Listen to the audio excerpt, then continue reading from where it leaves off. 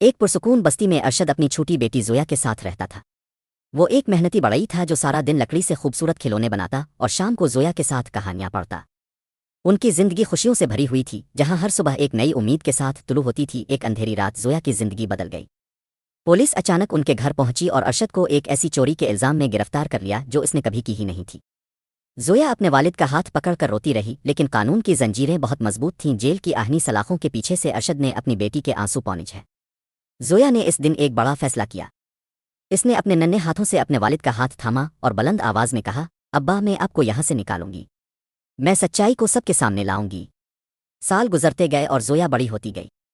اس نے اپنی زندگی کا ہر لمحہ پڑھائی کے لیے وقف کر دیا۔ وہ رات گئے ایک مدھم لیمپ کی روشنی میں موٹی موٹی کتابیں پڑھتی، جبکہ اس کے ہم عمر بچے باہر کھیل کود میں مصروف ہوتے۔ اس کے ذہن میں صرف ایک ہی مقصد تھا، وکیل بننا۔ 17 سال بعد زویا نے وکالت کی ڈگری حاصل کر لی۔ اب وہ چھوٹی بچی نہیں تھی، بلکہ ایک بااعتماد اور ذہین وکیل بن چکی تھی۔ اس نے اپنے والد کے کیس کی پرانی فائلیں نکالی اور ایک ایک کاغذ کا باریک بینی سے معائنہ شروع کر دیا۔ اپنی تحقیق کے دوران زویا کو ایک پرانا گواہ ملا جس کا نام کریم تھا۔ وہ اس وقت خوفزدہ تھا، لیکن اب بوڑھا ہو چکا تھا۔ زویا نے اس کے پاس جا کر اسے سچ بولنے کی ہمت دلائی۔ اسے معلوم ہوا کہ اصل مجرم کوئی اور تھا جس نے ارشد کو پھنسایا تھا۔ عدالت کا کمرہ بھرا ہوا تھا۔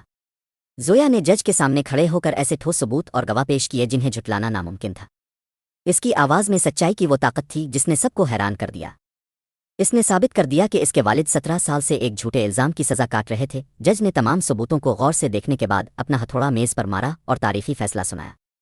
ارشد کو تمام الزامات سے بری کیا جاتا ہے۔ عدالت کا کمرہ تالیوں سے گونج اٹھا اور 17 سال کا طویل انتظار ختم ہوا۔ جیل کے بڑے گیٹ کھلے اور ارشد باہر نکلا۔